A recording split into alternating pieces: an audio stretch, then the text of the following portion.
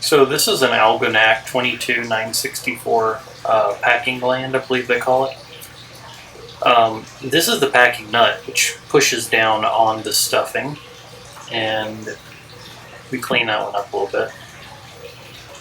Now, this is a part that attaches to the hose, which attaches to the shaft lock. You see it's got a raised area there where you put the rings so that you're able to tighten down. I'm going to insert some here so you can see.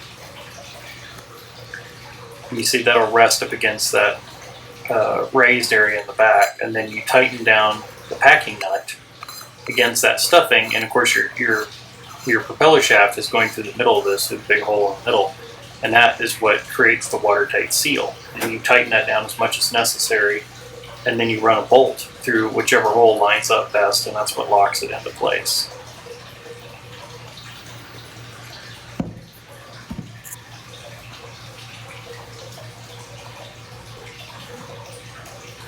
Now you're also going to want really high quality hose clamps to attach this to the shaft log, and just remember that hose, you want to make sure you get one designed for packing box as well.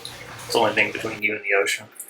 Here's an example of one I found on the internet of this particular model, what it's supposed to look like with some cotter keys in there.